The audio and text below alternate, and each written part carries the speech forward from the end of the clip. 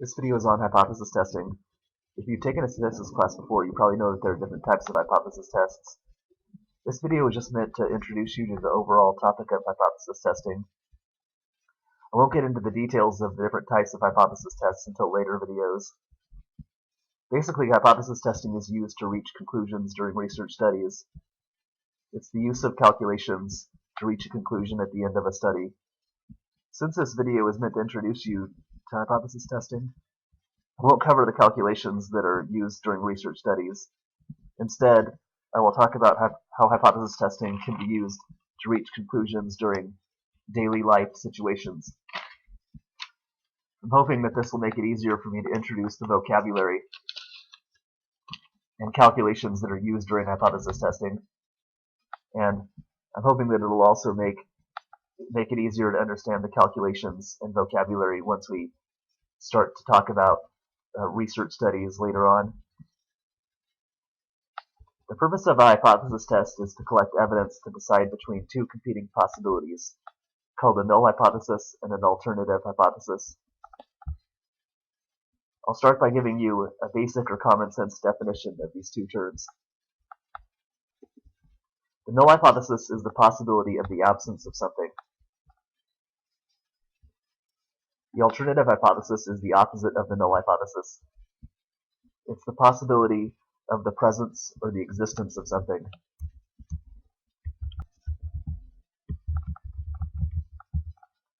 Now let's look at some different situations and try to find out what the null hypothesis and alternative hypothesis would be. Imagine that someone wants to know if they have a cold. In this situation, the null hypothesis would be that the person does not have a cold. The null hypothesis would be the possibility of the absence of the cold. Remember, the null hypothesis is the possibility of the absence of something. The alternative hypothesis is the opposite possibility. The alternative hypothesis is the possibility that the person does have a cold. So it's the possibility of the existence of the cold. It's the possibility that the cold does exist.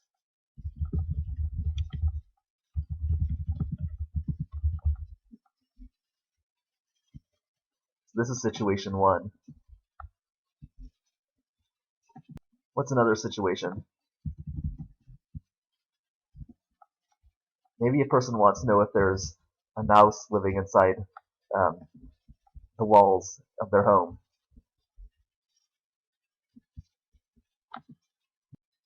In this situation, the null hypothesis would be the possibility that there is no mouse living in the walls of their home, and the alternative hypothesis would be the possibility that there is a mouse living inside the walls of their home. So the null hypothesis is the possibility of the absence of the mouse. It's the possibility of no mouse. The alternative hypothesis is the opposite possibility. It's the possibility that the mouse it's the possibility that there is a mouse inside the walls of the home. So it's the remember that the alternative hypothesis is the possibility of the presence or the existence of something. So in this situation, the alternative hypothesis is a possibility that the mouse is there. So the null hypothesis says no mouse. The alternative hypothesis says there is a mouse, because the null hypothesis is the possibility of the absence of something, and the alternative hypothesis is the possibility of the presence or the existence of something. Let's look at one more situation. What if a person wants to know if his or her computer has a virus? The null hypothesis would say that there's no virus, and the alternative hypothesis would say that there is a virus.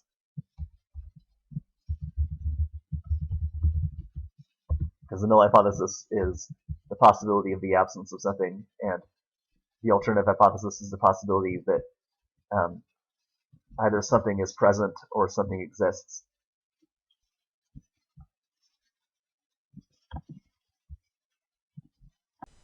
In each of these situations, the person would like to know if the null hypothesis or the alternative hypothesis is true.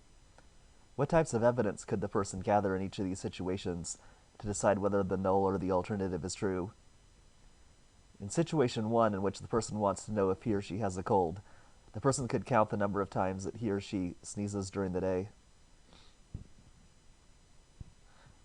If the person sneezes only a small number of times during the day, like 1 or 2 times, then the person won't be convinced that he or she has a cold, because a person could easily sneeze 1 or 2 times just by chance.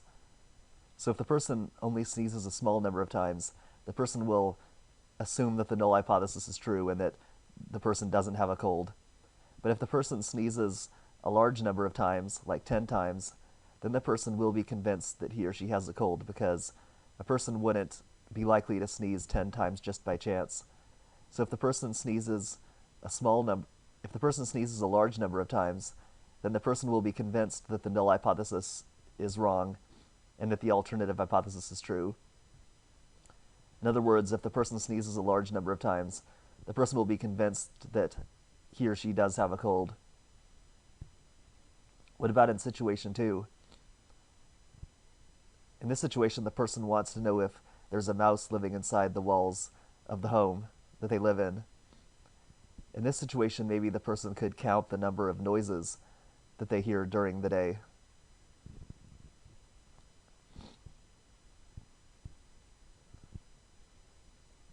Maybe the person could count the number of noises they hear from inside the walls of the house.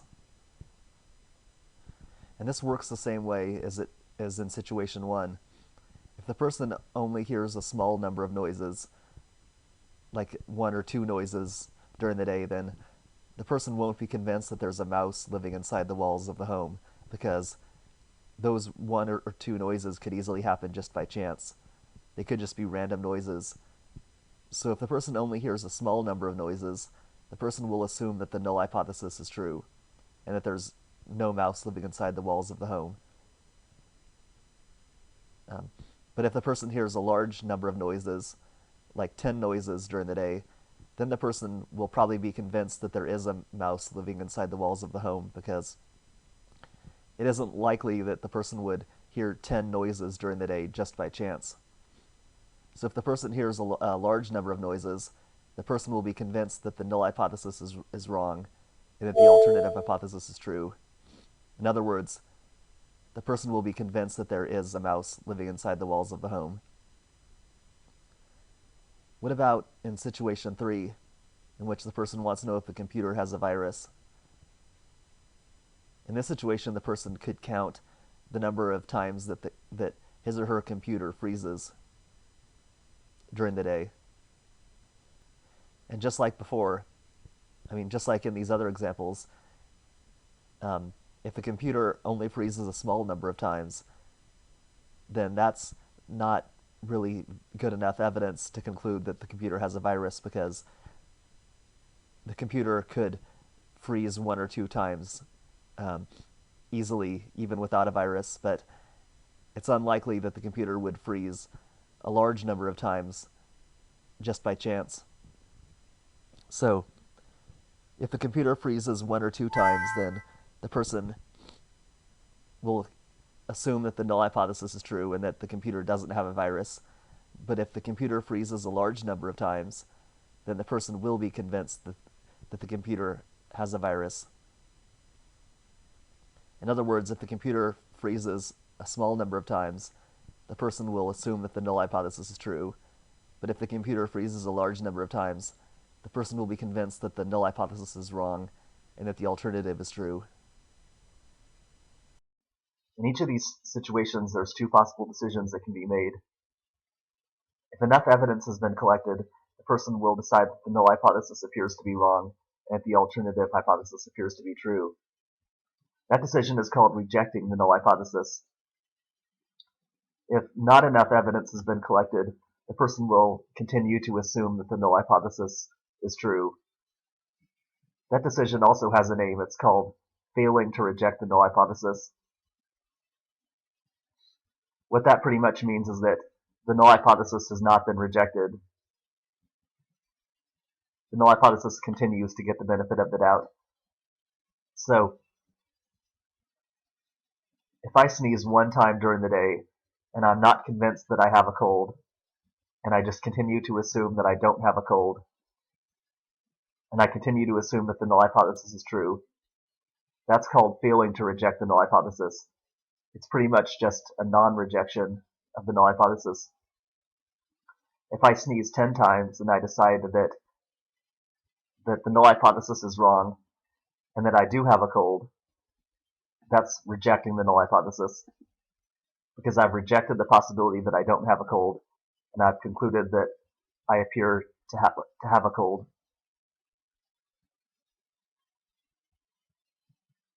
So you either reject the null hypothesis and conclude that the alternative appears to be true, or you don't reject the null hypothesis and you just continue to assume that the null is true.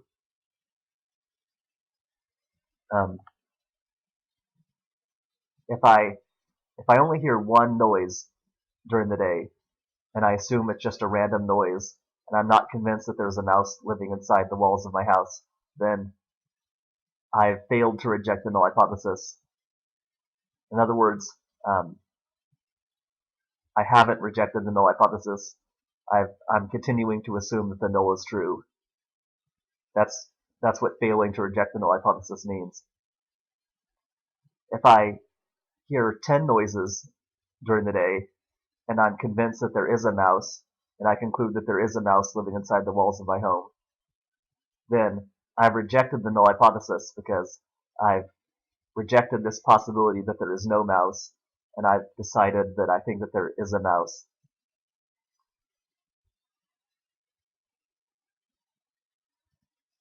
Over here in situation 3, if my computer only freezes 1 or 2 times, and then I assume it's just something that's happening randomly, and that my computer doesn't have a virus, then I'm just sticking with the null hypothesis. I'm not rejecting it, and that decision is called failing to reject the null hypothesis. Failing to reject the null hypothesis means you give the null hypothesis the benefit of the doubt because you haven't collected enough evidence against it. If my computer freezes a large number of times, and I conclude that my computer does have a virus, then I've rejected the null hypothesis. I've rejected the possibility that my computer is fine, and I've decided that my computer does have a virus. I've decided that I think the alternative is true.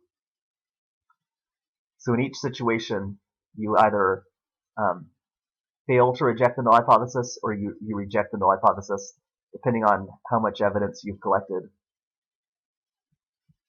depending on how strong the evidence is. And let's try to visualize the evidence on a number line in each of these situations.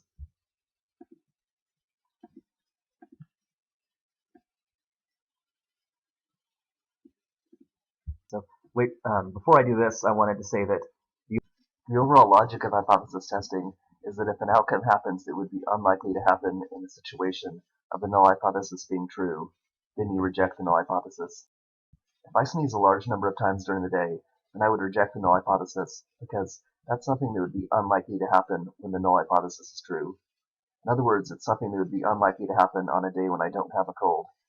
But if I only sneeze a small number of times, like 1 or 2 times during the day, then I wouldn't reject the null hypothesis because that's something that could easily happen when the null hypothesis is true. In other words, it's something that could easily happen just by chance. I'll write out the logic of hypothesis testing at the top of the screen.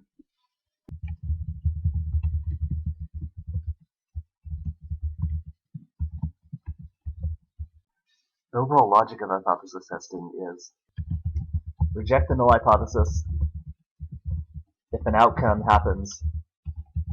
It would be unlikely to happen if the null hypothesis was true.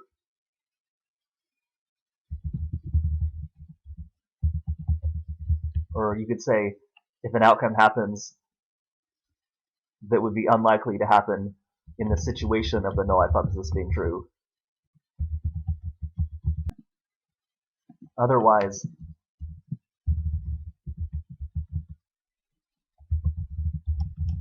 continue to assume that the null hypothesis is true. If I keep hearing noises from inside the walls of my house all day long, then I would reject the null hypothesis because that's something that would be unlikely to happen in the situation of the null hypothesis being true. In other words, it's something that would be unlikely to happen in the situation of there being no mouse inside the walls of my house. The reason why is because when the null hypothesis is true, and there's no mouse living inside the walls of my house, then any noise that I hear from inside the walls is happening by chance. It's just some random noise, and I'm not likely to hear a large number of noises just by chance. That's why if I do hear a large number of noises from inside the walls of my house, I would reject the null hypothesis, and I would decide that there is a mouse living inside the walls. But what if I don't hear a large number of noises? What if I only hear a small number of noises, like 1 or 2 noises from inside the walls of my house? Then I wouldn't reject the null hypothesis. I would just continue to assume that the null hypothesis is true, and that there's no mouse living inside the walls. The reason why is because I could easily hear 1 or 2 noises, even with no mouse living inside the walls. In other words, I could easily hear 1 or 2 noises just by chance. Now let's go back to this number line.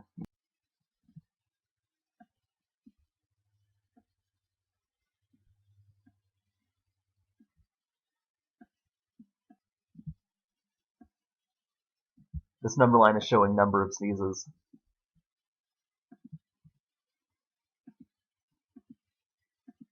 We have one outcome that's perfectly consistent with the null hypothesis, meaning it shows no evidence against the null hypothesis, and that outcome is 0 sneezes.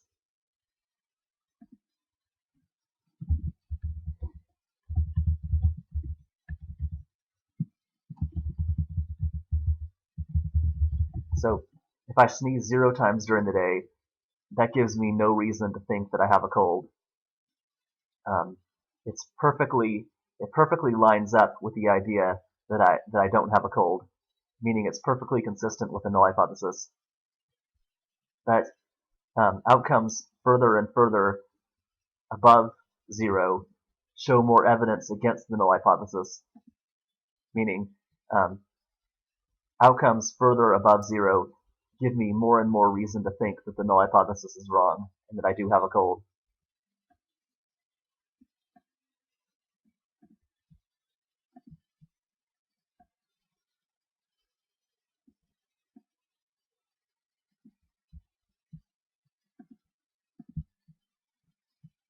So as we go up the number line, we have more evidence against the null hypothesis.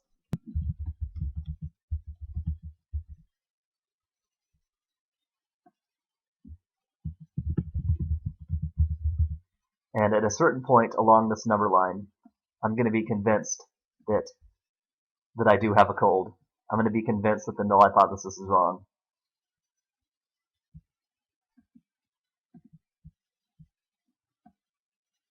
The reason why outcomes further above 0 show more evidence against the null hypothesis is because outcomes further above 0 are less likely to happen in the situation of the null being true, meaning they're less and less likely to happen on a day when I'm healthy and I don't have a cold.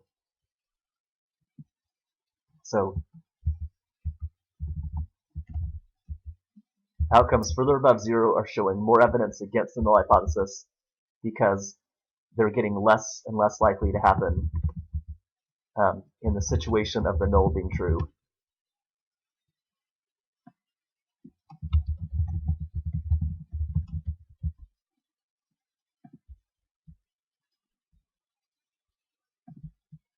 And I said at a certain point, I'm going to be convinced that I do have a cold. At a certain point, I'm going to reject the null hypothesis and conclude that the alternative appears to be true. And I'm going to need to set some cutoff point where I'll be convinced that I do have a cold. Maybe I decide that if I sneeze 4 or more times, I'll reject the null hypothesis and conclude that I do have a cold. But if I sneeze less than 4 times, I won't be convinced. If I sneeze less than 4 times, I'll just assume that the null is true and I'll assume that I don't have a cold. So I've set a cutoff point that's the minimum number that I need to reach in order to reject the null hypothesis. And this minimum cutoff point is called a critical value.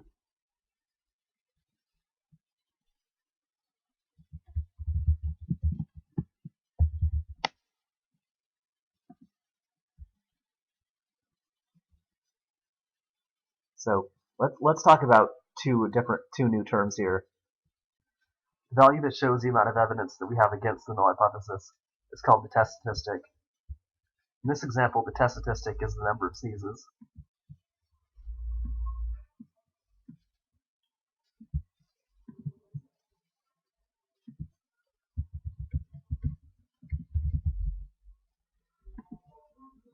The critical value is the minimum value that the test statistic has to reach in order to reject the null hypothesis.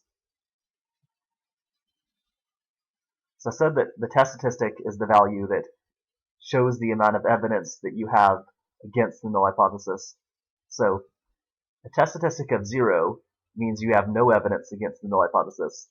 If I sneeze 0 times, I have no evidence against this possibility of the null. In other words, I have no reason to think that I have a cold.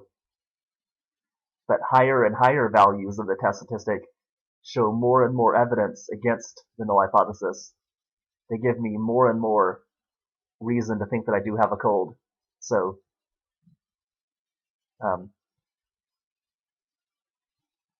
when the test statistic equals 0, there's no evidence against the null hypothesis. But higher values of the test statistic show more and more evidence against the null hypothesis. And the critical value is the minimum amount of evidence, meaning it's the minimum value that the test statistic has to reach in order to reject the null hypothesis. If the test statistic falls short of the critical value, you don't reject the null hypothesis. You just assume that it's true.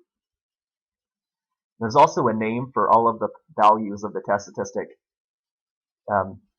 that start at the critical value and are higher above the critical value. This area of the number line that includes all numbers that are 4 and above is called the rejection region.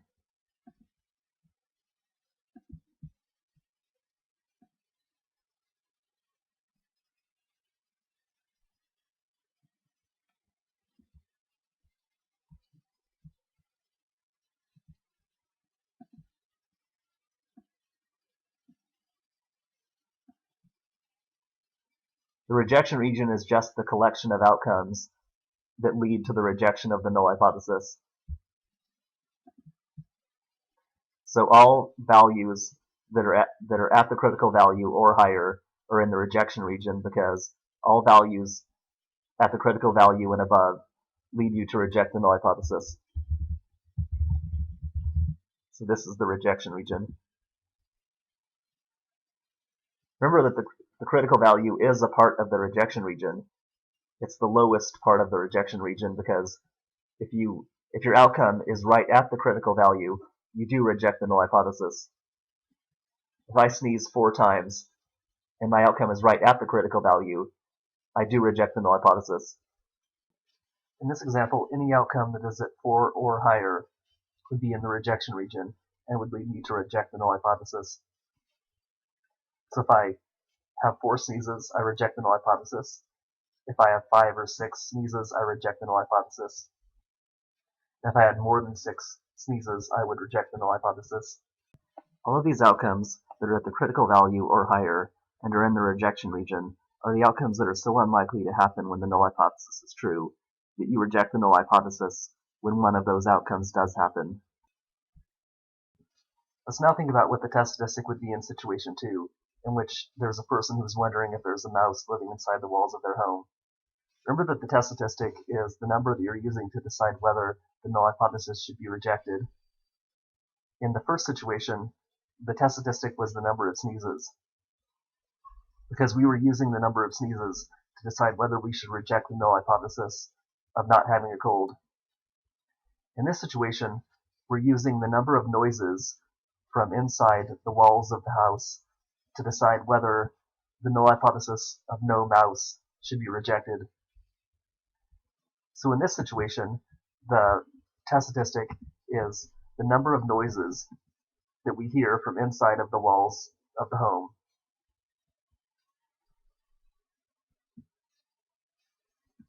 In this situation, we're on a certain day, we're counting the number of noises that we hear from inside the walls of the home, and we're using that number to decide whether the null hypothesis should be rejected. So the number of noises that we hear on that day is the test statistic. And this test statistic works the same way as this test statistic did over here, because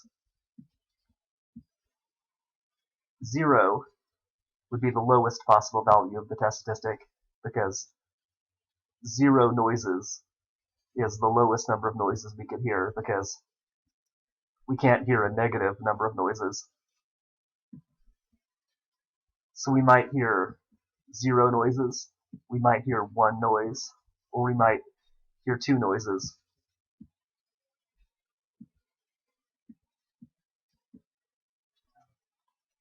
Let's make a number line of some of the possible number of noises that we might hear from the walls of the house.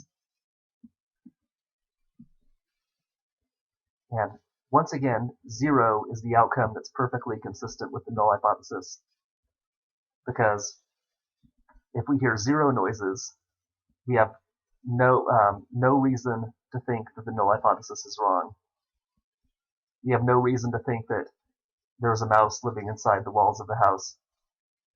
So 0 is perfectly consistent with the null hypothesis of no mouse. And values of the test statistic that are further above 0 show more and more evidence against the null hypothesis, just like how they did in the first situation over here. So if we hear 4 noises, that's more evidence for a mouse than 3 noises, and 3 noises is more evidence than 2 noises, and 2 noises is more evidence than 1 noise. So the further we go up on this number line, the more and more evidence we have against the null hypothesis. And once again, the reason why outcomes further above 0 show more evidence against the null hypothesis is because outcomes further above 0 are less and less likely to be found in the situation of the null hypothesis being true. Because in the situation in which the null hypothesis is true and there's no mouse living inside the walls of the home, any noise that we hear from inside the walls is happening by chance. It's a random noise. And we might be likely to hear 1 or 2 random noises during the day just by chance, but the further you go up on this number line, the less and less likely you are to get one of these outcomes just by chance.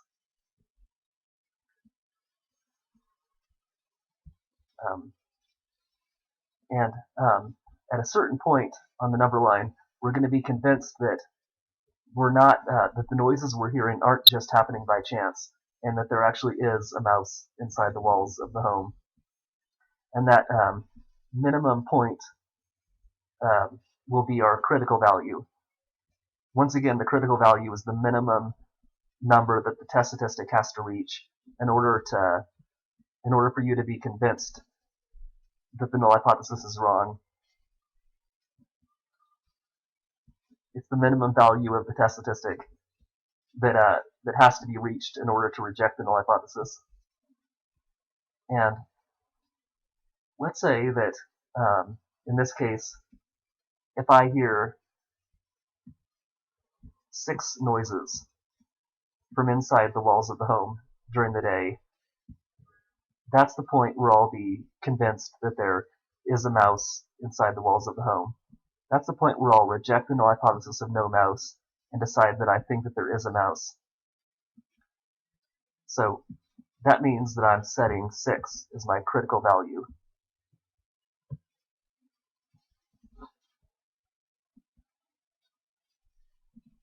And So if I hear fewer than 6 noises, I don't reject the null hypothesis. I just continue to think that the null is true and that there's no mouse. But if I hear 6 or more noises, then I reject this possibility of no mouse. I reject the null hypothesis, and I conclude that I think the alternative is true and that there is a mouse. And in situation 3, it works the same way again, because once again, we'll have a number line. Our test statistic this time will be the number of times that the computer freezes during the day. Because in this situation, we're counting the number of times that the computer freezes during the day to decide whether or not we think that there's a virus inside the computer. And just like before, an outcome of 0 would show no evidence against the null hypothesis. Because if the computer freezes 0 times, and if the test statistic is at 0, there's no reason to think that the computer has the virus. If there's 0 freezes, you would just assume that the computer does not have a virus. And more and more, or a higher and higher number of freezes would give you more and more reason to think that the null hypothesis is wrong and that the alternative is true. And at a certain point, you'll be convinced that that the null hypothesis is wrong and that the computer does have a virus. Because if the computer freezes enough times, you'll think that the computer isn't likely to freeze that many times just by chance. So there should be a reason why the computer is freezing besides just chance. And you might be wondering if there's a rule for deciding what number the critical value should be. In statistics, the rule that's usually used is that the critical value is set at the number that only has a 5% or 0.05 probability of being reached when the null hypothesis is true. Now I'm going to do another example to help explain this 0.05 rule for setting the critical value. In this situation, a person is climbing a mountain, and we're wondering if this person trained for the climb. So, in this situation, the null hypothesis would be the possibility that the person didn't train for the climb. It would be the possibility of no training, because the null hypothesis is the possibility of the absence of something. It's a possibility that something is missing. And the alternative hypothesis would be the opposite possibility. It would be the possibility that the person did train for the climb. So, how can we make this decision? Well, we could observe this person climbing the mountain and look to see how far up the mountain the person is able to make it before the person can't make it any higher. The further that the person is able to make it up the mountain, the more evidence we'll have for the alternative hypothesis, because a person who didn't train isn't likely to make it up to a high point on the mountain. A person who didn't train might easily make it to a low place on the mountain, but higher and higher places up the mountain are less and less likely to be reached by someone with no training. So let's mark off some altitudes on the mountain right here. Let's say that the mountain is 5,000 feet tall. So this is 1,000 feet, this is 2,000 feet, this is 3,000, 4,000, and 5,000.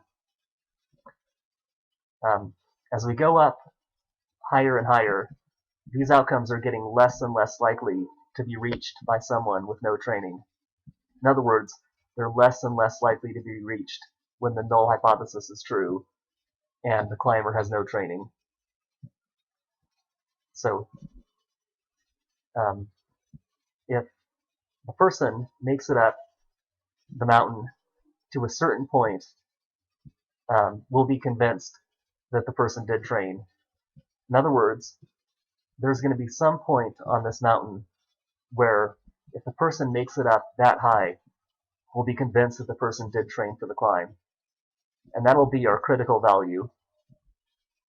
If that'll be the point where we'll reject the null hypothesis and conclude that the person did train for the climb. But how do we decide what the critical value should be? In order to decide what the critical value should be, you have to know what point on the mountain only has a 0.05 or 5% probability of being reached by a person with no training. In other words, we have to know what point on the mountain only has a 0.05 probability of being reached when the null hypothesis is true. Let's say we know that out of all people who try to climb the mountain without any training, 60% make it into this area below 1,000 feet before they can't make it up any higher. 30% make it into this area between 1,000 and 2,000 feet before they have to stop and can't go up any higher. Let's also say that we know that 6% make it into this area between 2,000 and 3,000 feet before they can't go up any higher. Let's say that 4% make it into this area between 3,000 and 4,000 feet. And let's say that only 1% of all people who try to climb the mountain with no training make it into this area between 4,000 feet and 5,000 feet at the top of the mountain.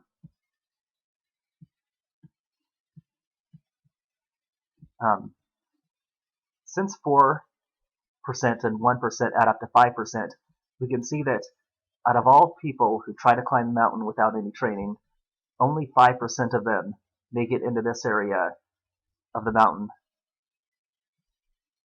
Only 5% make it into this green area between 3,000 feet and the top of the mountain at 5,000 feet. So this area right here is only reached 5% of the time when the null hypothesis is true and the climber has no training. So since only 5% of climbers with no training make it into this area right here, this climber that we're watching only has a 0.05 or 5% probability of making it into this area.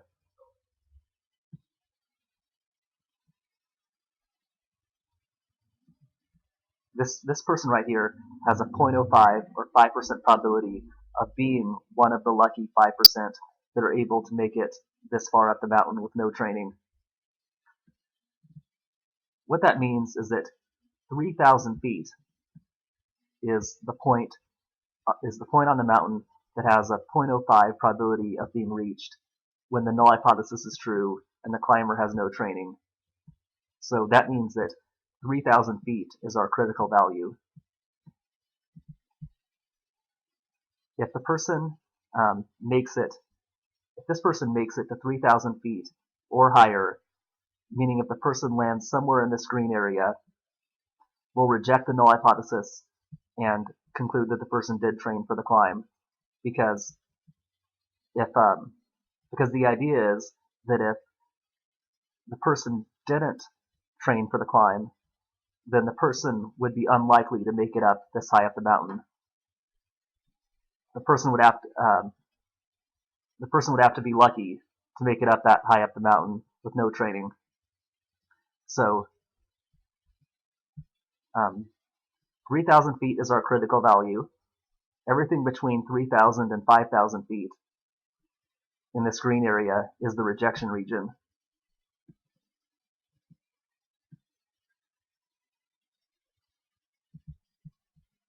Because if this person lands somewhere in this area, we reject the null hypothesis and conclude that the person did train for the climb.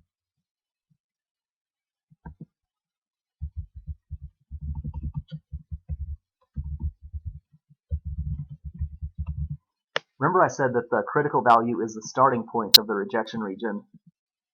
So 3,000 feet is our critical value.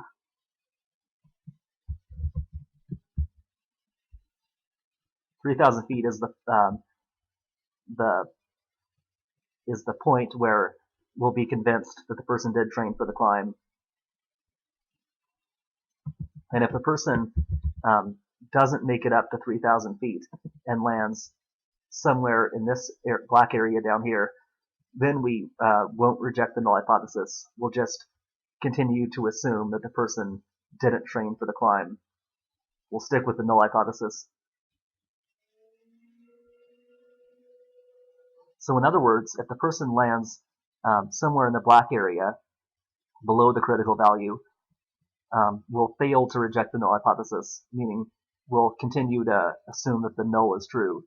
But if the person makes it to this point at 3,000 feet or higher, we'll reject the null hypothesis and conclude that we think the alternative is true and that the person did train. But if the person makes it into the rejection region, that doesn't prove that the person trained for the climb, because it could be that the person didn't train and the person was just lucky enough to make it that high up the mountain. So if the person makes it into the rejection region and we conclude that the person trained for the climb, there's a certain chance that we might be making a wrong conclusion. But the evidence, if the person makes it up this high up the mountain, the evidence is strong enough for us to at least conclude that we think that the person trained for the climb. Whenever an outcome lands in the rejection region, there's two possibilities. Either the null hypothesis is true and an unlikely outcome happened, or the alternative hypothesis is true.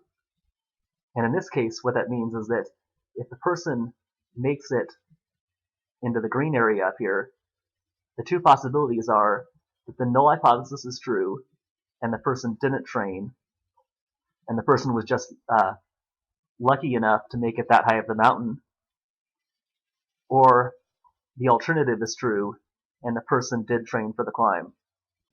Even though either of those possibilities could be correct, it makes more sense to reject the null hypothesis and conclude that the person did train for the climb than to conclude that the person didn't train and was lucky enough to be one of the 5% of untrained climbers who make it that high up the mountain. We talked about what the rejection region and the critical value are in this example. Now let's think about what the test statistic is in this example. Remember that the test statistic is the value that shows how much evidence you have against the null hypothesis. In this example, we're using the altitude that the person is able to make it to on the mountain to decide how much evidence we have against the null hypothesis. So the altitude that the person is able to make it to before the person has to stop is the test statistic. And just like before in our earlier examples, the lowest the test statistic can be is 0, because 0 is the lowest altitude that the person can climb to. If the person stops at 0, it just means that the person didn't even try to climb the mountain. And just like in our other examples, if the test statistic ends up being 0, meaning if our outcome lands at a test statistic of 0, we have no evidence against the null hypothesis.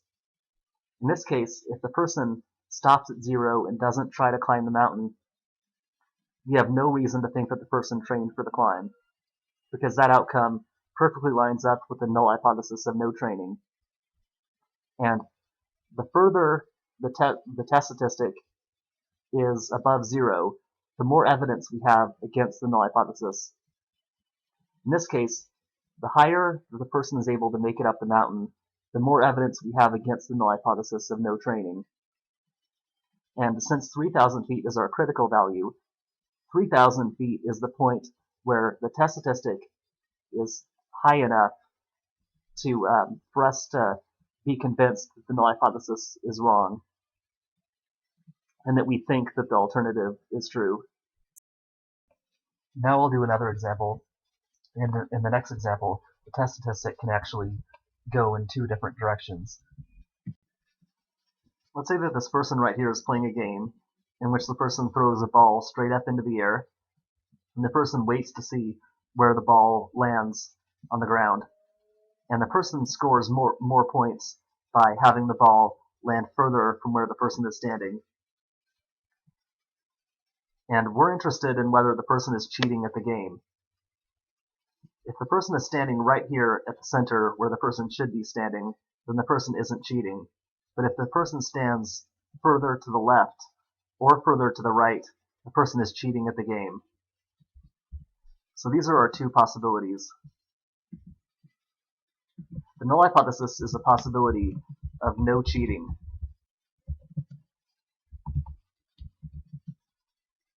Because the null hypothesis is the possibility that something is absent or missing. And the alternative hypothesis is the opposite. The alternative is a possibility that something exists or something is happening. So the alternative hypothesis would be the possibility that the person is cheating. These are our two competing possibilities, and only one of them can be true. In order to make our decision about whether we should reject the null hypothesis and accuse the person of cheating, we're going to wait to see where the ball lands, and then we're going to count how many feet the ball landed away from this center point right here where the person should be standing. So we know that this is where the person should be standing, at the center right here.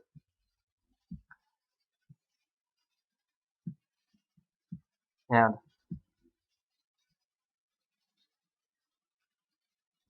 let's say that this is 5 feet from the center where the person should be standing. This is 10 feet. And this is 15 feet.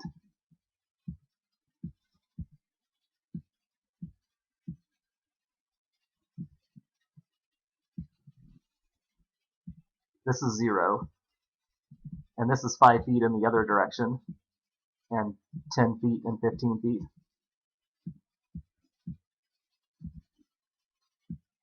And we know that if the null hypothesis is true, and the person isn't cheating, then in that situation, outcomes further this way, further away from the center, are less and less likely, and outcomes further in this direction are less and less likely, because if the null hypothesis is true, and the person is standing at the center right here, then the ball should land somewhere near the center.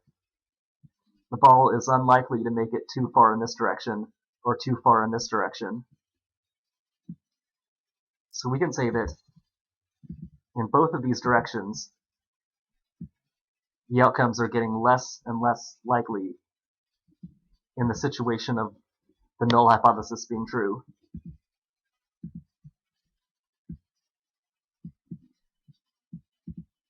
So we have a test statistic. Our test statistic is the number of feet between where the ball lands and the center point right here where the person was supposed to be standing.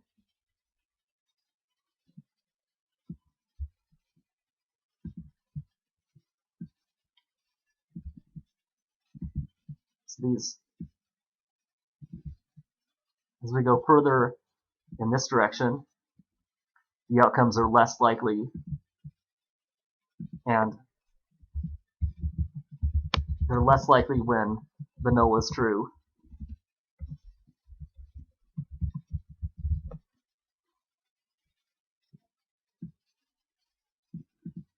And also in this direction, the outcomes are less likely when the null is true and the person isn't cheating.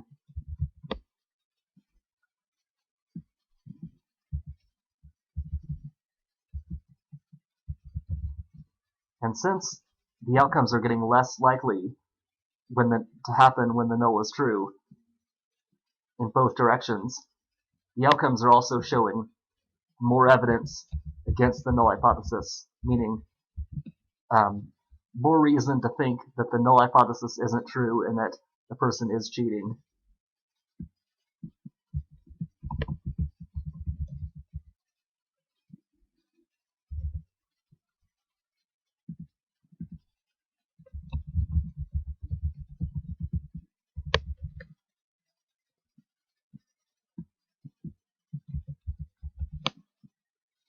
And just like in our other examples, if our outcome ends up being 0, then we have no evidence against the null hypothesis. If the person throws the ball straight up in the air and the ball lands right straight back down at 0, we have no reason to think that the person was cheating, because that outcome lines up perfectly with the null hypothesis. Meaning, if the ball lands right at 0, that is perfectly consistent with the idea that the person was standing right here and that the person wasn't cheating. But outcomes further out here and further out here are showing more and more evidence against the null hypothesis, meaning these outcomes out here would give us more and more reason to think that the person was cheating. And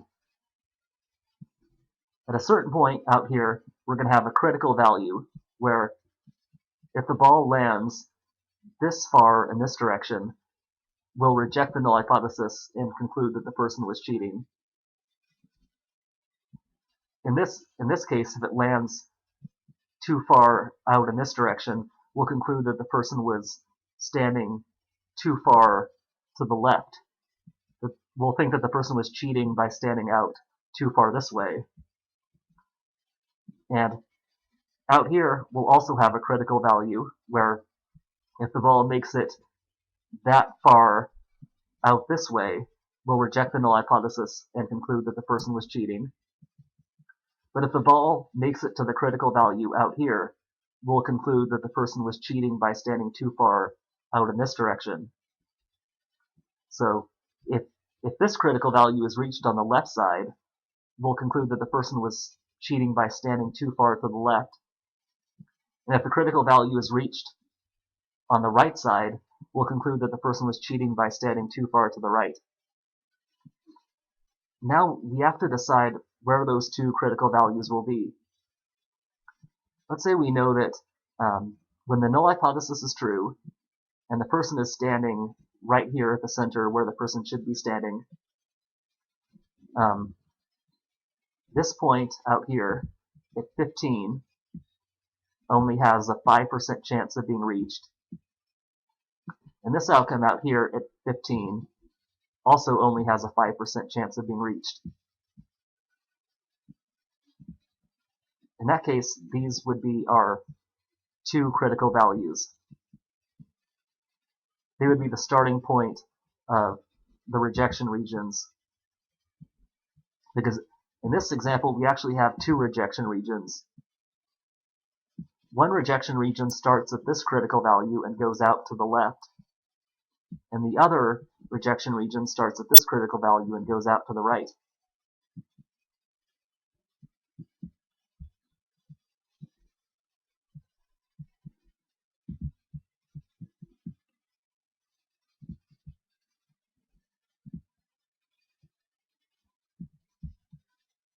So we have two critical values and two rejection regions.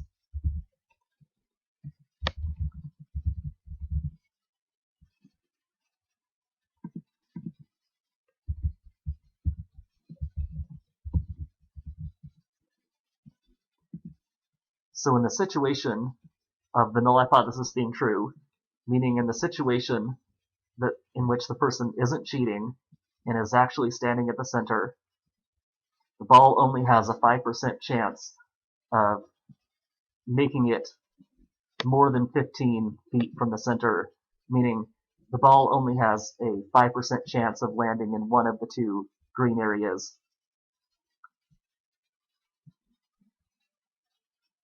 So if if the ball does land more than 15 feet from the center, then we'll reject the null hypothesis and conclude that we think that the alternative is true and that the person was cheating, because in the situation in which the null hypothesis is true and the person isn't cheating, an outcome out here is unlikely to happen, and an outcome out here is also unlikely to happen. So that's why outcomes out here and outcomes out here cause us to reject the null hypothesis.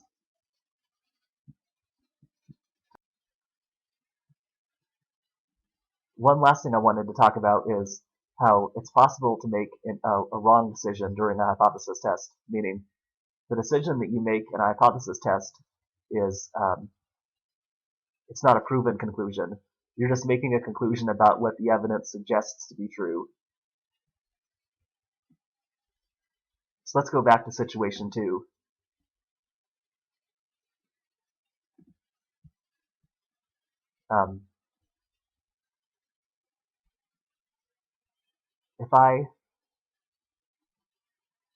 Let's say I hear 15 noises inside of the walls of my house during the day, and I decide that that there's a rat living inside the walls of my house. I reach that conclusion. I've made a conclusion because of the evidence that I have, meaning the evidence that I gathered with my ears led me to conclude that there must be a rat inside the walls of my house. But that could be a wrong conclusion, meaning it could just be that I did hear 15 random noises during the day. So that would be one possible wrong conclusion. In that situation, I've rejected the null hypothesis, and I decided that there was a mouse living inside the walls of my home. But the null hypothesis is actually true, meaning there really is no mouse inside the walls.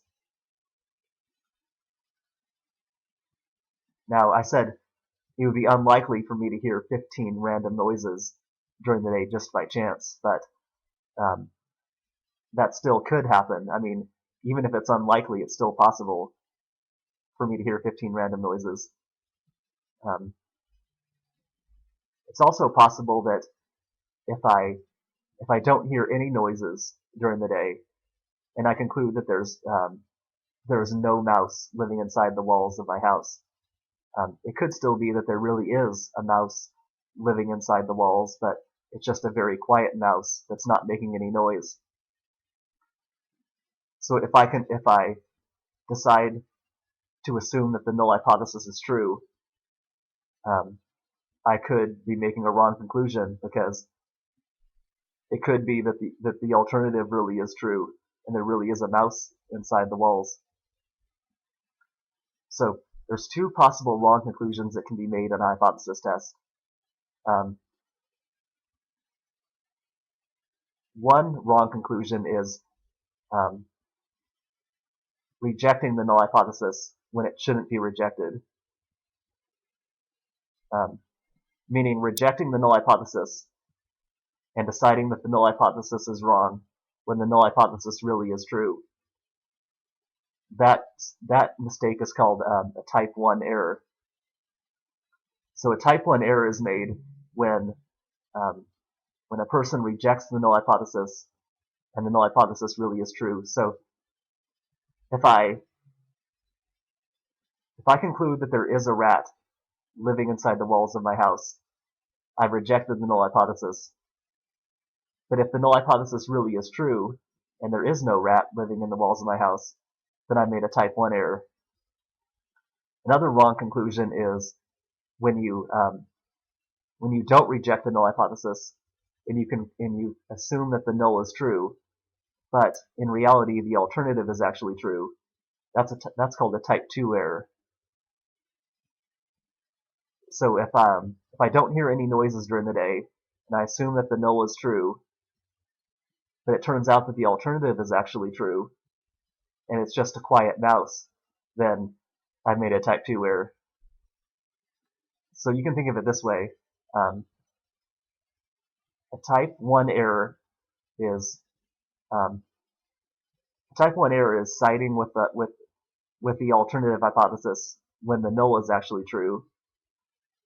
A type 2 error is siding with the null hypothesis when the alternative is actually true. We can make a quick diagram of that.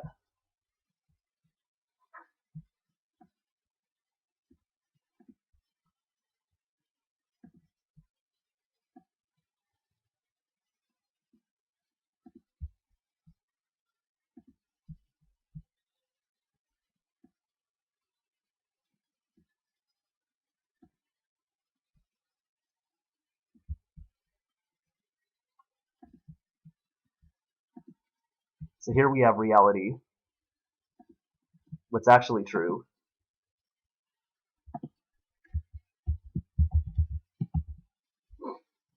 Reality could be that the null is true, or it could be that the alternative is true.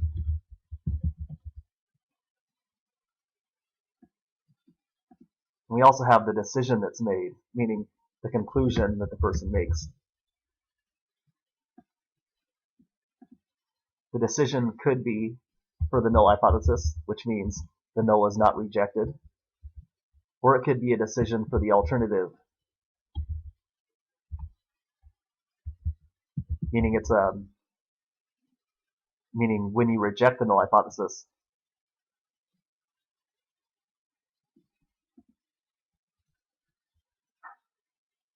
this decision right here, when you decide that the null hypothesis is false and the alternative is true, but it turns out that the null is true, that's a type 1 error.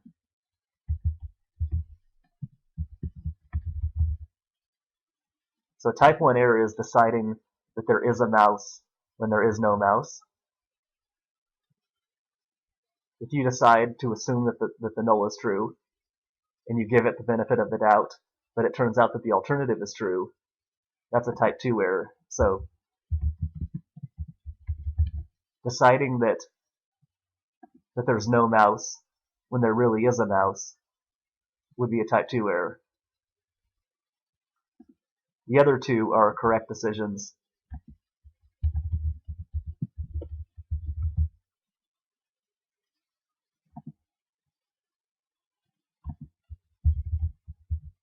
And when we use the word error, it doesn't mean that the person who was collecting the data made a mistake. It doesn't mean that the person did the study improperly or didn't plan out the study very well. It doesn't mean an error was made by the researcher. What it means is that it simply means that a wrong conclusion was made. And the reason why these two wrong conclusions are made sometimes is simply because the evidence that you gather can sometimes mislead you.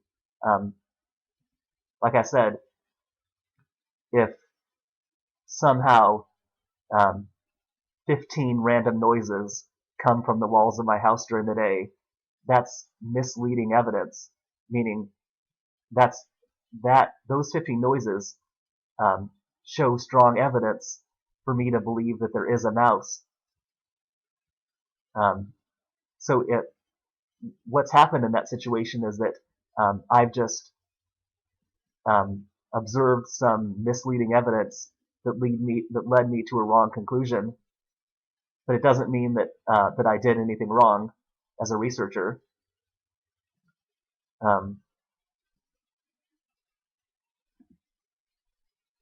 So the analogies that people usually give for type 1 error and type 2 error is that a type 1 error is like sending an innocent person to jail.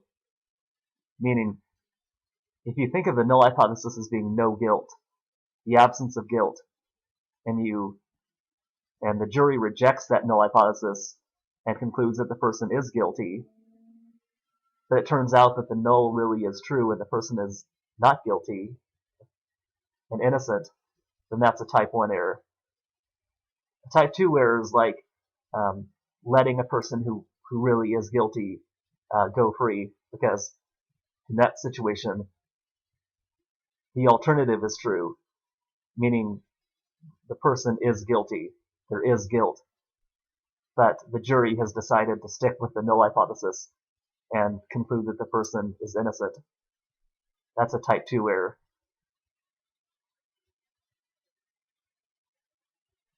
And those mistakes can sometimes be made in jury trials, just like how they can be made in the types of examples that I've covered.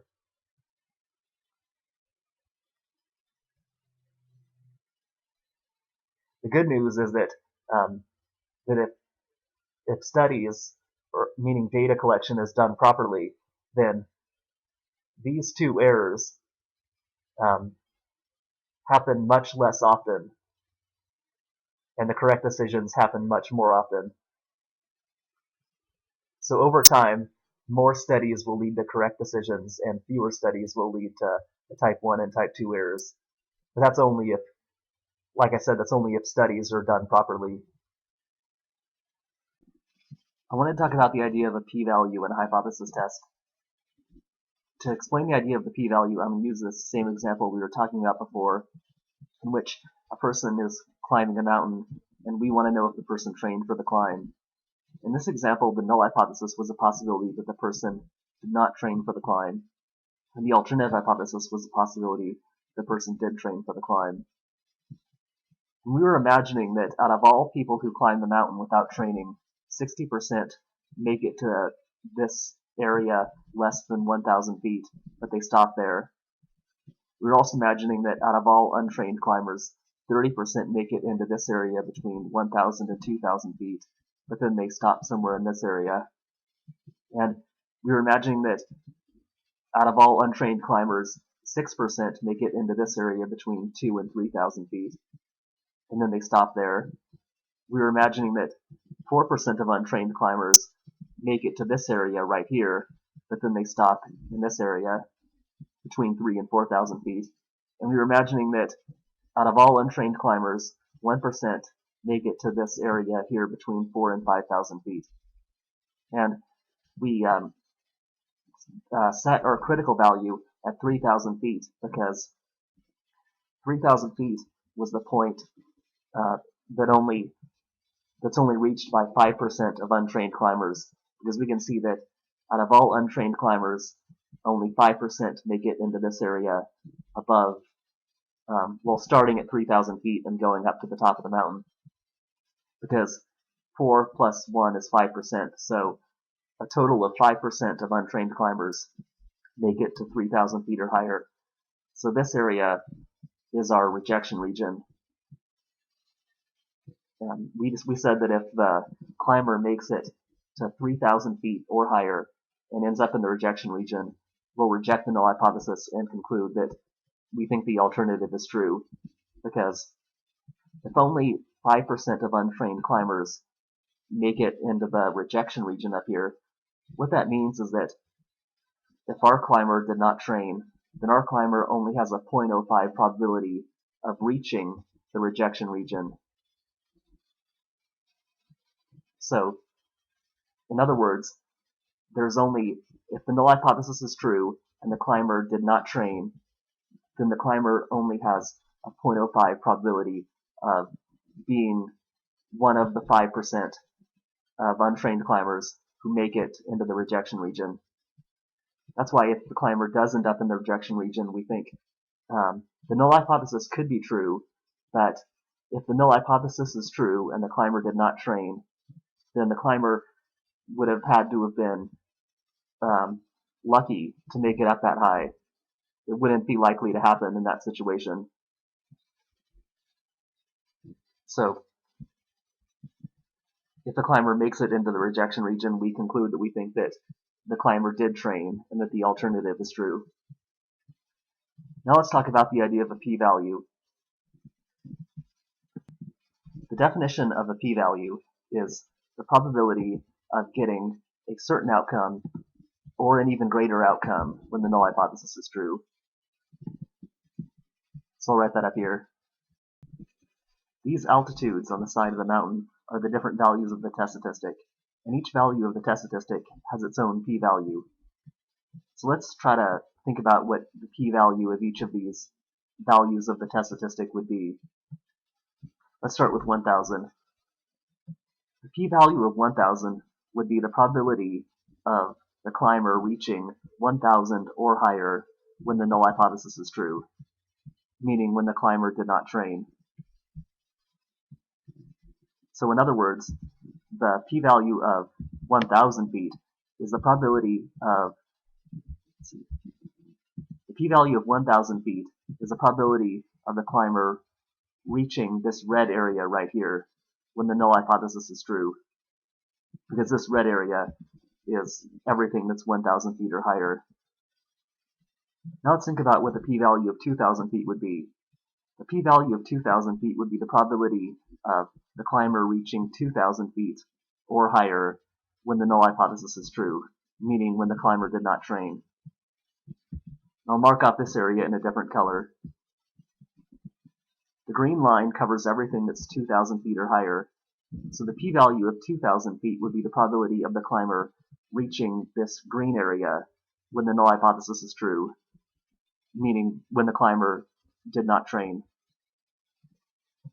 The p-value of 3,000 feet would be the probability of the climber reaching 3,000 feet or higher when the null hypothesis is true. So I'll mark this off in a different color. I'll mark it off in blue. So the p-value of 3,000 feet would be the probability of the climber reaching this blue area without any training when the null hypothesis is true. Now let's think about the p-value of 4,000 feet. The p-value of 4,000 feet would be the probability of the climber reaching 4,000 feet or higher when the null hypothesis is true and the climber did not train.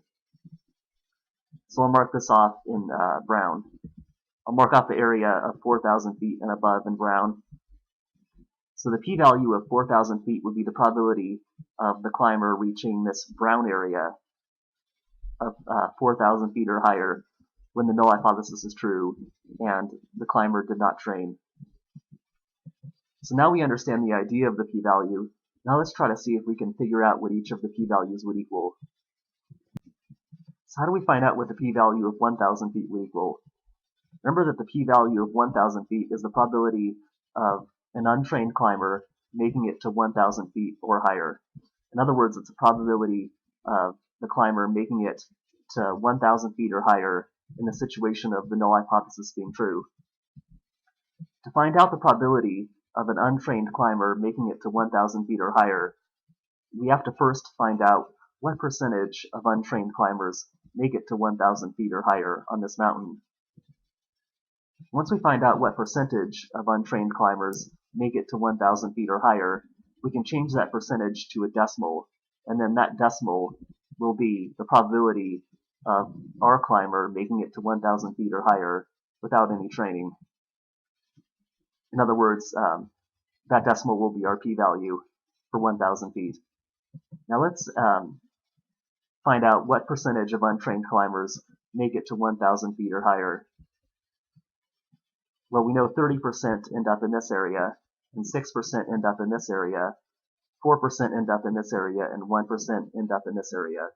So what we need to do is we need to add all of these percentages that are above 1,000, and then that total percentage will be the percentage of all untrained climbers who make it to 1,000 feet or higher. So when we add these numbers, 30 plus 6 is 36, 36 plus 4 is 40, and 40 plus 1 is 41%. So the total of all the percentages that are above 1,000 feet is 41%. So this means that 41% of untrained climbers make it to 1,000 feet or higher. Now we just need to change that percentage to a decimal, and that'll be our p-value for 1,000 feet. So here's 41%.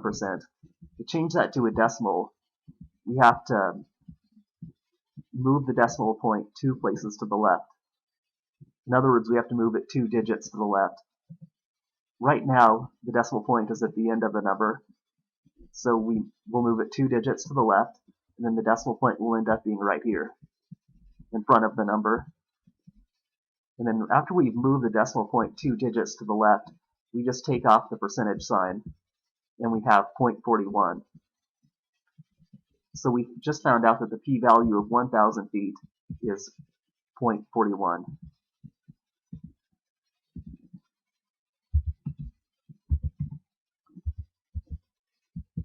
So in the situation of the null hypothesis being true, meaning in the situation in which our climber did not train for the climb, the climber has a 0.41 probability of making it to 1,000 feet or higher and ending up somewhere in this red area.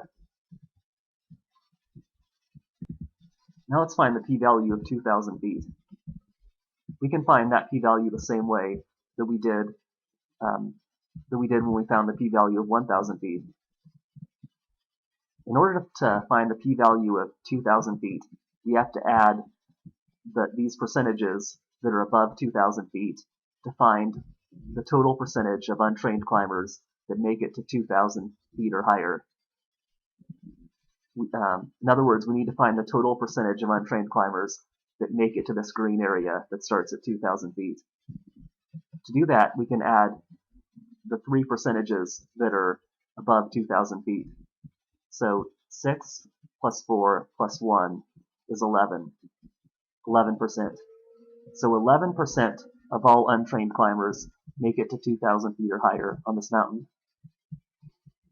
So we need to change 11% to a decimal. To change 11% to a decimal, we take the decimal that's at the end of the number and we move it to the front. We move it 2 digits to the left. We put the decimal right here, and then we take off the percentage sign. And our decimal ends up being 0.11. And then that decimal is the p-value of 2,000 feet. So since 11% of all untrained climbers make it to 2,000 feet or higher on the mountain, the probability of our climber making it to 2,000 feet or higher without any training is 0.11. So that's the p-value of 2,000 feet. So in the situation of the null hypothesis being true, and our climber having not trained for the climb, the climber has a 0.11 probability of making it into this green area that starts at 2,000 feet. Now let's find the p-value of 3,000 feet. To do that, we just add the percentages that are above 3,000 feet to find the total percentage of untrained climbers that make it to 3,000 feet or higher. The 2 percentages that are above 3,000 feet are 4% and 1%. When we add those 2 percentages, we get 5% because 4 plus 1 is 5. So 5% of all untrained climbers make it to 3,000 feet or higher and end up in this blue area. So to find the p-value of 3,000 feet, we have to change 5% to a decimal. And since we only have 1 digit right here, we have to add a 0 in front so that we can move the decimal point 2 places to the left. So right now the decimal point is right here. Now we move it 2 digits to the left, and the percentage becomes, the decimal becomes 0.05, and then we take off the percent sign. So we've just changed 5% to a decimal. When you change 5% to a decimal, it becomes 0.05.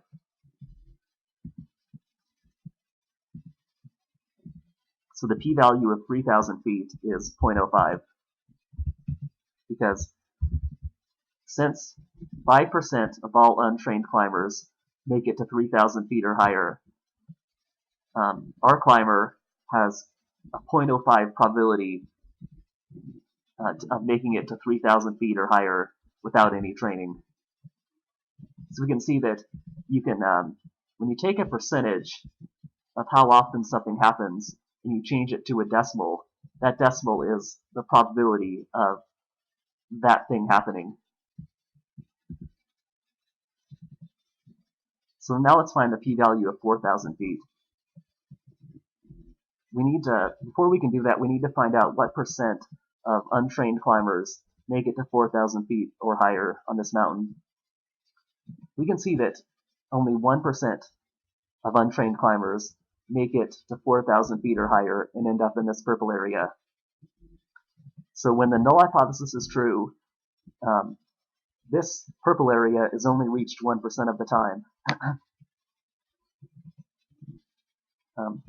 So if we want to change this to a p-value, we just take 1% and change it to a decimal. We're not going to add 1% to anything because 1% is the highest percentage, and there's nothing above to add it to. We already know that 1% make it into this purple area. So to change it to a decimal, we need to add a 0 to the front, and then just like we did up here, we move the decimal point 2 places to the left, and then we take off the percentage sign, and then our p-value is 0.01, because we've changed 1% to a decimal, and once we change the percentage to a decimal, we have our p-value.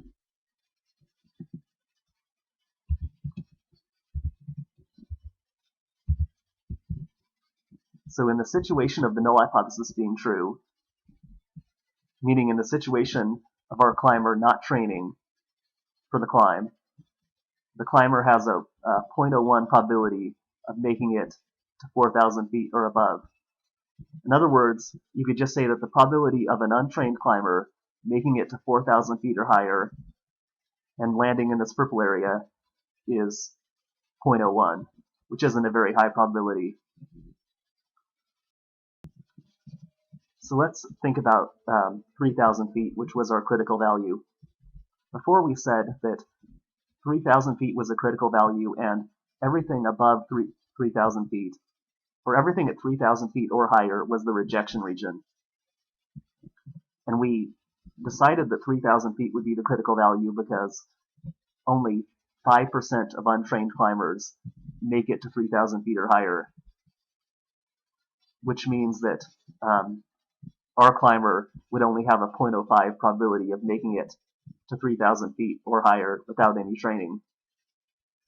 So you can see that the critical value has a p-value of 0.05 because the critical value is the point that has a 0.05 or 5% probability of being reached when the null hypothesis is true. So the critical value will have a p-value of 0.05 in a hypothesis test, and all values of the test statistic that are below the critical value will have p-values that are above 0.05, because you can see that these values of the test statistic that have p-values above 0.05 are below the critical value. 1,000 and 2,000 feet are below the critical value. And we can see that outcomes or values of the test statistic that are above the critical value have p-values that are below 0.05 because 4,000 feet is above the critical value and it has a p-value of 0.01. So if we get an outcome if we get an outcome that's below the critical value, so if we get an outcome with a p-value above 0.05, it means that our outcome did not reach the critical value and we don't reject the null hypothesis. If we get an outcome with a p-value of exactly 0.05, it means that we barely reached the critical value. It means that our outcome is exactly at the critical value and we do reject the null hypothesis. If we get an outcome with a p-value below 0.05, it means that our outcome is past the critical value and we do reject the null hypothesis because we're in the rejection region. So all outcomes with p-values of 0.05 or less are in the rejection region and lead you to reject the null hypothesis.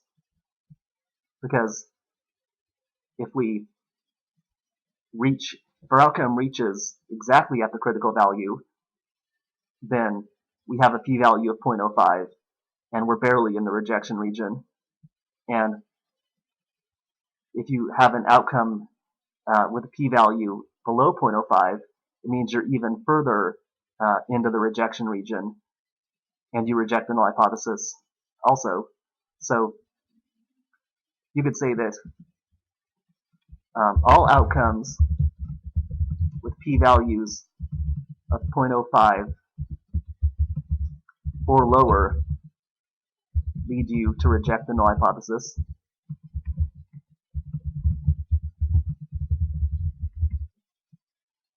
And all outcomes with p-values above 0.05 lead you to not reject the null hypothesis.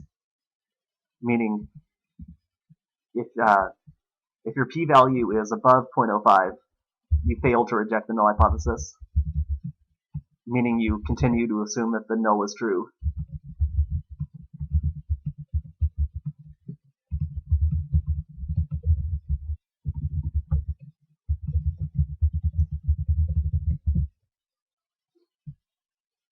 I now want to look at an example of calculating p-values with a test statistic that can go in two different directions. This is the game that we were talking about before, in which a person has to stand at the center spot right here and throw a ball straight up in the air.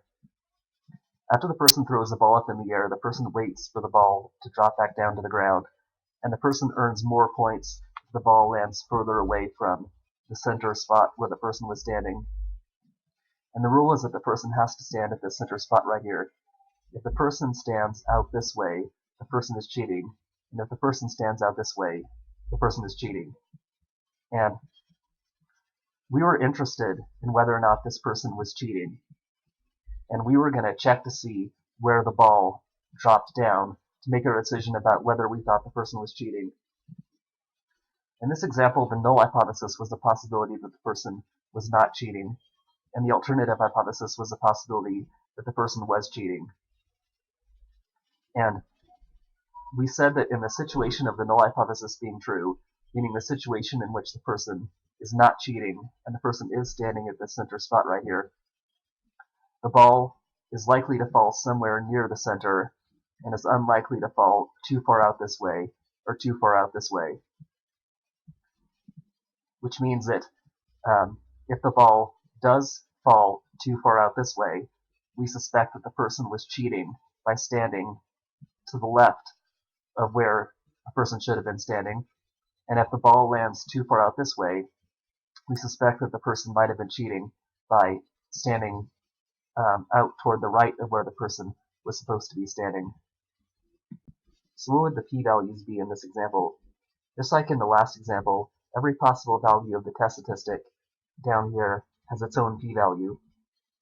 So the p-value of 5 feet would be the probability of the ball landing 5 feet or more from center in a situation in which the null hypothesis is true and the person is not cheating and is standing at the center. The p-value of 10 feet would be the probability of the ball landing 10 feet or more from center in a situation in which the null hypothesis is true and the player is not cheating and is standing at the center. And I'll explain this idea by putting some colors down here.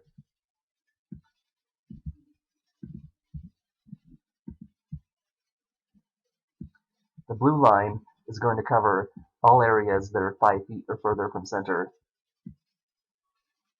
So the p-value of 5 feet would be the probability of the ball landing in one of these two blue areas when the null hypothesis is true and the player is standing at the center.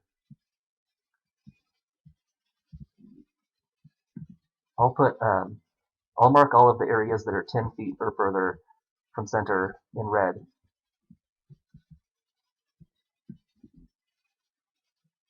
The p-value of 10 feet would be the probability of the ball landing in one of these two red areas when the null hypothesis is true and the person is standing at the center. The p-value of 15 feet would be the probability of the ball landing 15 feet or more from center in the situation of the null hypothesis being true. So the p-value of 15 feet would be the probability of the ball landing in one of these two green areas when the null hypothesis is true and the player is standing at the center.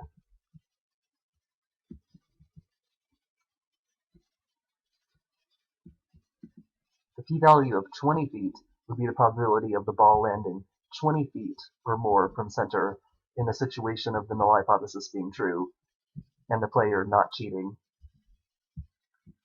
So the p-value of 20 feet would be the probability of the ball landing 20 feet or more from center when the null hypothesis is true and landing in one of these two orange areas. So how can we find out what the p-value of each of these outcomes are? In order for us to calculate the p-values, we have to know, out of all people who play this game fairly and don't cheat, what percentage of people have outcomes in each of these areas on the number line. Let's say that out of all people who don't cheat and play the game fairly, 40% have outcomes in which the ball lands in this area right here between 0 and 5 feet to the left. And 40% of people who play the game fairly have outcomes in which the ball lands in this area right here between 0 and 5 feet to the right. And let's say that out of all people who play the game fairly and don't cheat, 7.5% have outcomes in which the ball lands in this area right here between 5 feet and 10 feet to the left.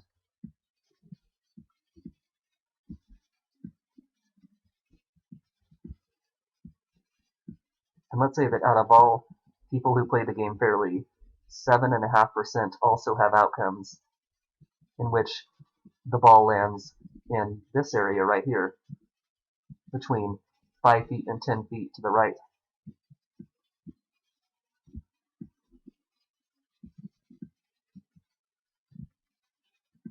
So as we go further from center, we're seeing that the outcomes out here are happening less often because we can already see that 80% of the time the ball is landing in this area between 5 feet and 5 feet when the game is played fairly, and the ball only lands in this area 7.5% of the time and only lands in this area 7.5% of the time. Let's now imagine that out of all people who play the game fairly, 6% have outcomes in which the ball lands in this area right here between 10 feet and 15 feet to the left of center.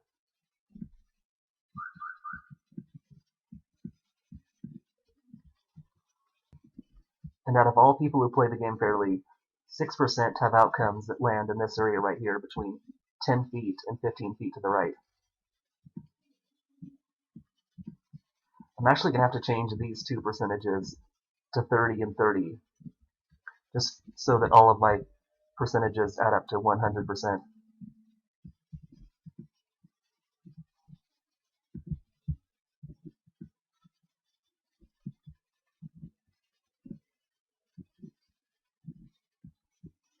Now let's say that out of all people who play the game fairly, 2.5%, 4% have outcomes that land in this area right here between 15 and 20 feet to the left.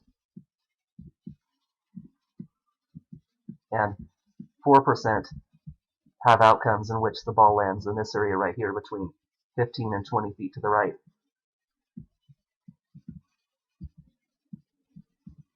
And out of all people who play the game fairly, 2.5% have an outcome in which the ball lands all the way over here in this area that's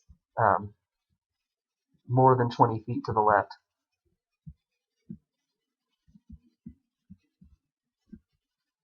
And it makes sense that the ball wouldn't land out here very often when the null hypothesis is true, because when the null hypothesis is true and the person is standing at the center, the ball has to travel all the way out here. It has to travel more than 20 feet to make it all the way out here, and the ball isn't likely to travel that far. The ball is more likely to land somewhere closer to the center. And let's also say that out of all people who play the game fairly, 2.5% have outcomes out here that are more than 20 feet from center. So 2.5% of them have outcomes in which the ball lands in this area right here.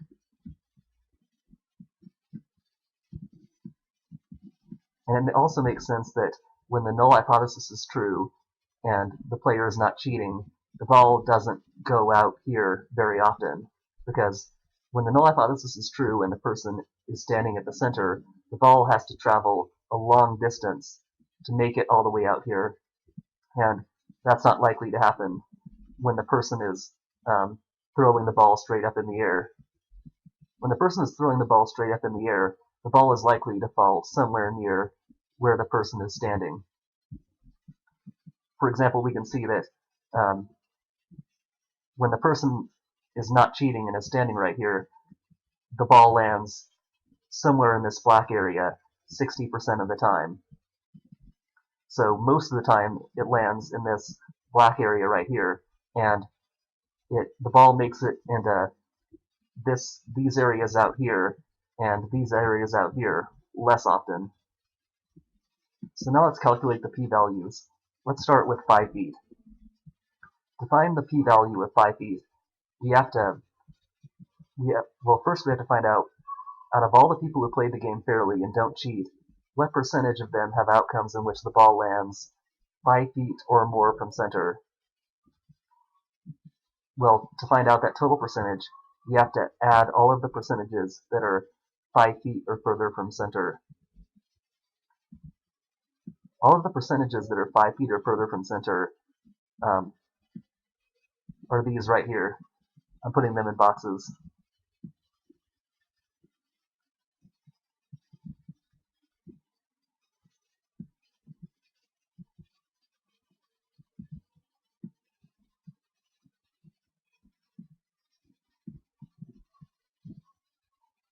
We have to add all of these percentages. And if there's 1, 2, 3, 4, there's 8 of them. And if we added all of them, they would add up to 40%. So, out of all people who play the game fairly and don't cheat, 40% of them have outcomes in which the ball lands 5 feet or further from center.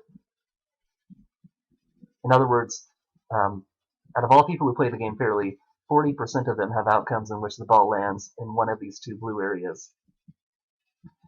And since the ball lands in one of the two blue areas 40% of the time when the null hypothesis is true, what that means is that when a player plays the game and is playing the game fairly, and the null hypothesis is true, the ball has a 0.40 probability of landing 5 feet or further from center and ending up in one of the two blue areas, which means that the p-value of 5 feet is 0.40. So what we did to get the p-value is we added all of the percentages that were 5 feet or further from center, and they added up to 40%. And we found out that when the null hypothesis is true, the ball lands 5 feet or further from center 40% of the time. And then we change that percentage to a decimal by moving the point 2 places to the left, and it became 0.40. We move the point 2 places to the left and take off the percent sign, and we get a decimal, and that decimal is the p-value.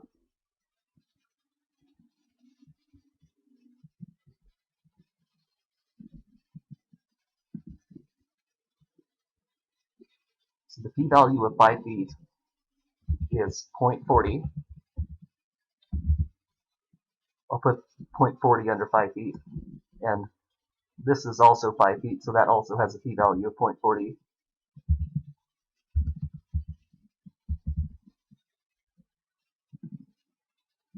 So what this p-value of 0.40 is saying is that in a situation in which the null hypothesis is true and the player is standing at the center, there's a 0.40 probability that the ball will land 5 feet or more from center and end up in one of the two blue areas.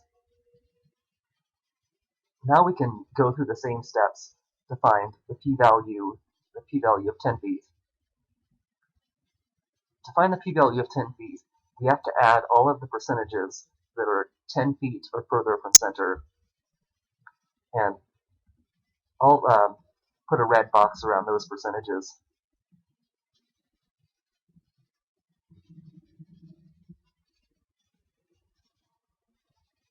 We're going to be adding 6 percentages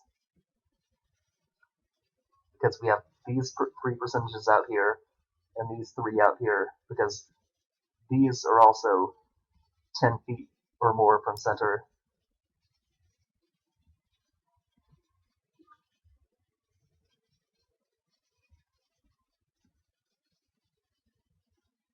So let's think about what these 6 percentages add up to.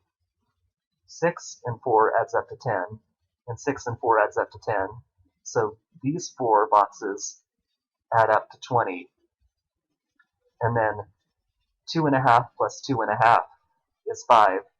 So all 6 of these percentages in the red boxes add up to 25%. So what that means is that out of all people who play the game fairly, 25% of them have outcomes in which the ball lands 10 feet or more from center. In other words, when the null hypothesis is true, the ball lands 10 feet or more from center 25% of the time. So now what we need to do is take this percentage and change it to a probability. We can do that by taking the point and moving it 2 places to the left, like we did before, and putting the point in front of the number. Then we take off the percentage sign, and now we have our p-value. The p-value of 10 is 0.25.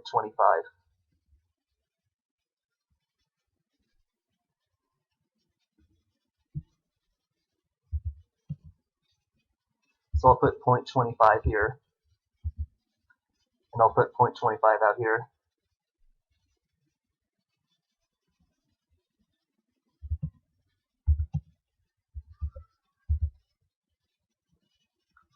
So what this p-value of 0.25 is saying is that in the situation in which the null hypothesis is true and the player is standing at the center, the ball has a 0.25 probability of landing 10 feet or more from center and ending up in one of the 2 red areas. Now let's find the p-value of 15 feet. To do that, we have to find out of all people who play the game fairly, what percent of them have outcomes in which the ball lands 15 feet or more from center. So now let's look at the percentages that are 15 feet or more from center.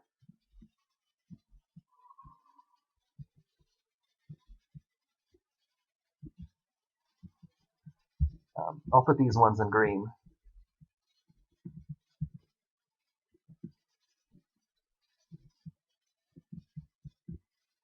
So we're going to be adding these 4 percentages that are 15 feet or more from center.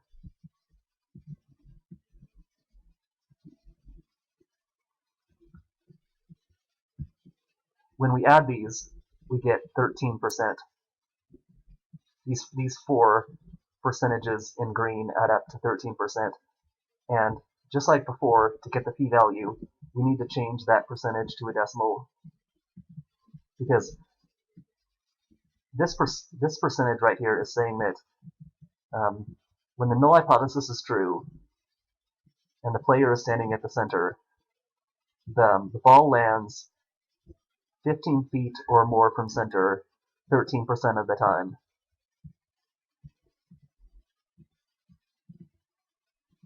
In other words, out of all people who play the game fairly, 13% of them have outcomes in which the ball lands 15 feet or more from center.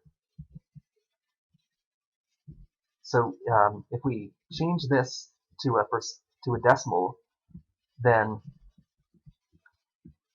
we have the probability of a player who's not cheating having an outcome in which the ball lands 15 feet or further from center.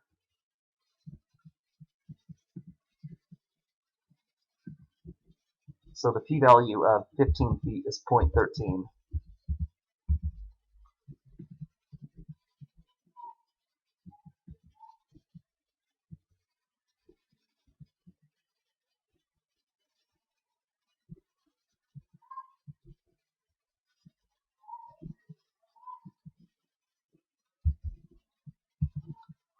What this p-value of 0.13 is saying is that in the situation in which the null hypothesis is true and the player isn't cheating, the ball has a 0.13 probability of landing 15 feet or more from center.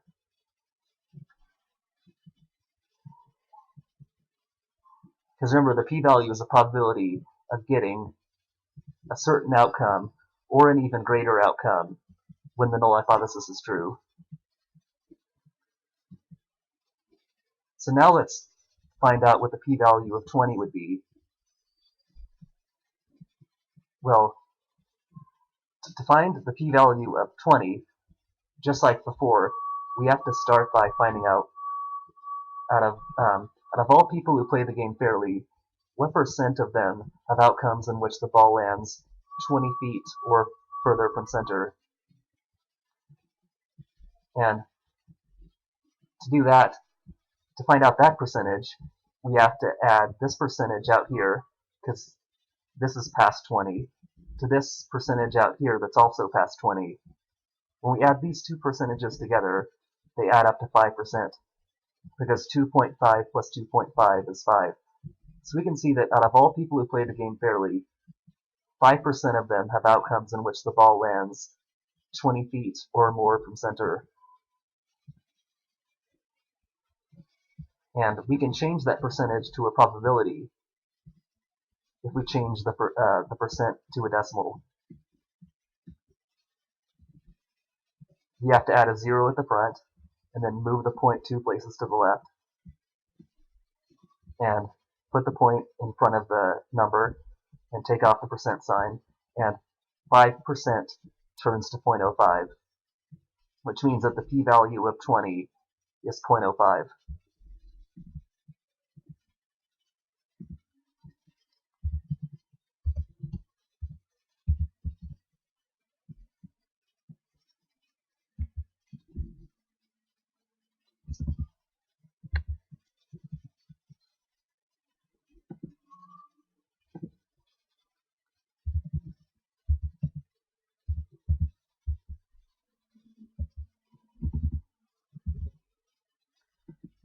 So when the null hypothesis is true, and the player is playing the game fairly, outcomes that are 20 feet or more from center happen 5% of the time, and that's why when a certain person plays the game fairly and the null hypothesis is true, that player has a 0.05 probability of having an outcome in which the ball lands 20 feet or more from center in one of these two orange areas.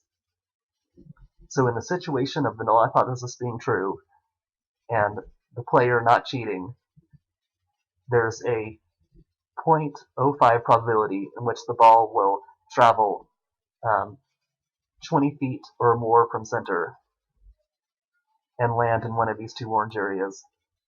That's why the p-value of 20 is 0.05. And remember before we talked about how the p-value, we talked about how the outcome that has the p-value of 0.05 is the critical value. So since 20 is the outcome that has a p-value of 0.05 in this example, 20 feet would be our critical value. So in this example, we have a p-value, we have a critical value of 20 feet out here, 20 feet to the left of the person, and we also have a critical value of 20 feet to the right of the person out here.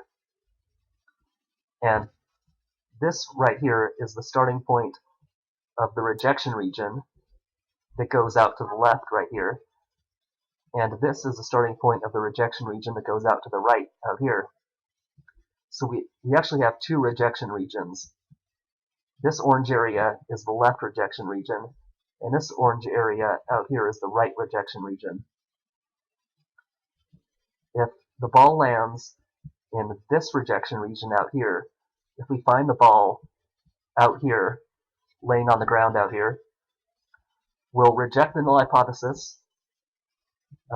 We'll reject the idea that the person was playing the game fairly, and we'll conclude that we think that the player was cheating by standing too far out to the left.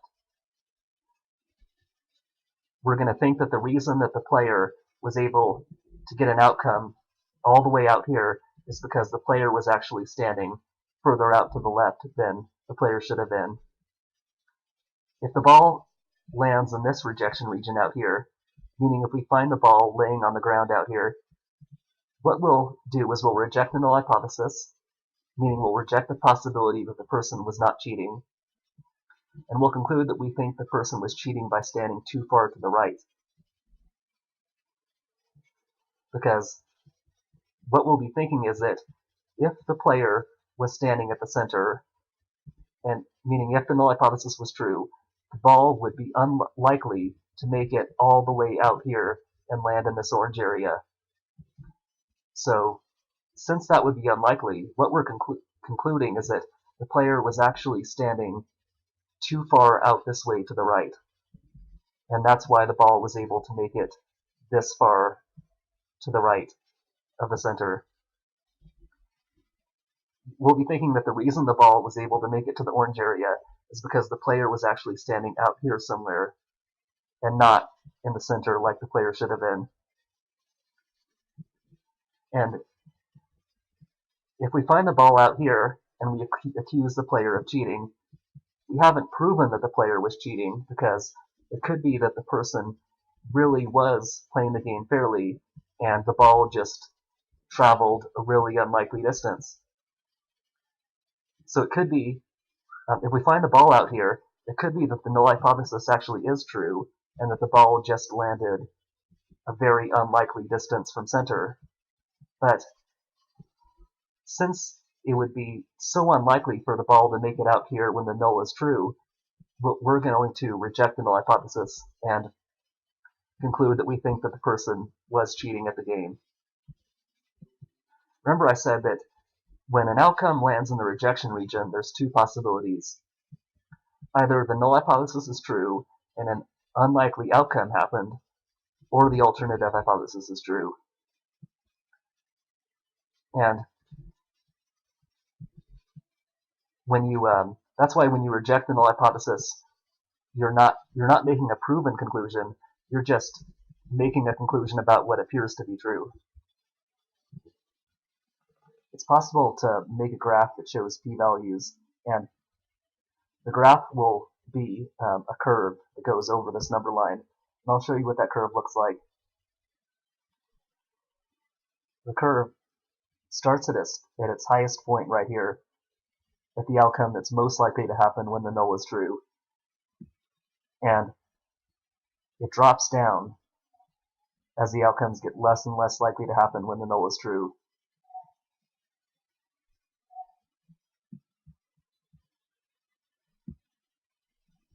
So this isn't a very good drawing, but the curve looks like something like this, because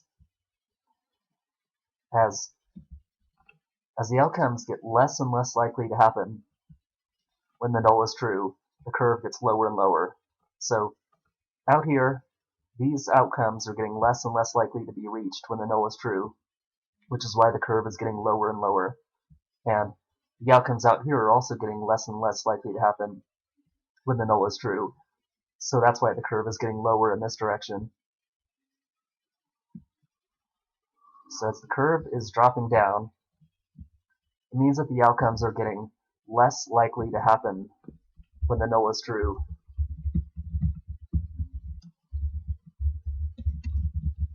meaning when the player is standing at the center and not cheating.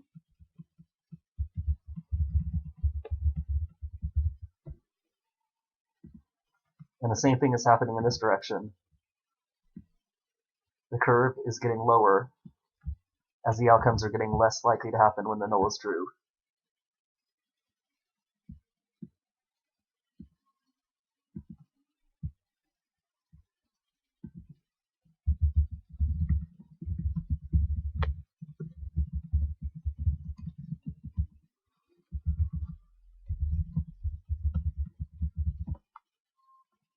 And the shape that this curve is following is actually based on the p-values, because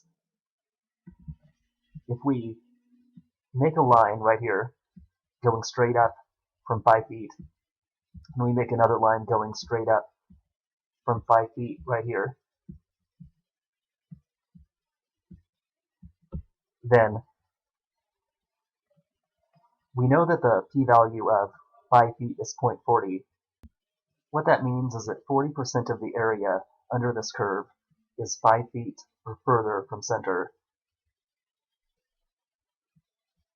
So this area out here and this area out here are make up 40% of the area under the curve, and half of that 40% is in here, and half of that 40% is in here, which means that 20% of the total area under the curve is in here, and 20% of the total area under the curve is in here.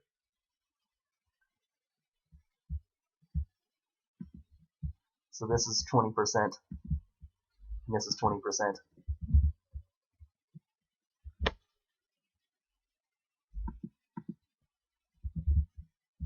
And 20% plus 20% adds up to 40%. So a total of 40% of the area under this curve is 5 feet or more from center, because this is 5 feet or more from center out here, and this is 5 feet or more from center out here, and all of that area adds up to 40%. And what this p-value of 0.25 means is that 25% of the area under this curve is 10 feet or more from center. So half of that 25% is here in this part of the curve, and the other half of that 25% is out here, starting at 10 and going out this way. And half of 25% is 12.5%. So if we make a line right here,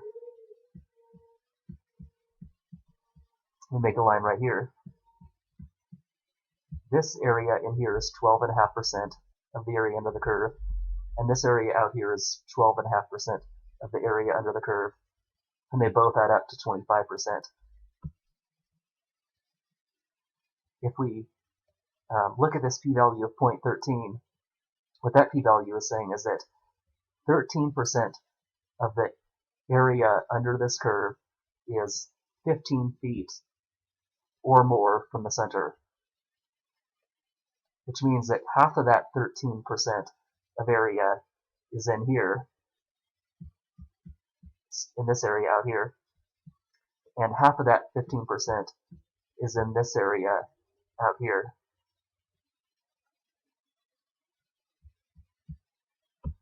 So that's this is just showing you how you can think of p-values as being an area under a curve. And this this curve right here that is based on the p-values has a name. It's called the Null Distribution. And the Null Distribution is the distribution of the probabilities of all of the possible outcomes in the situation of the null being true.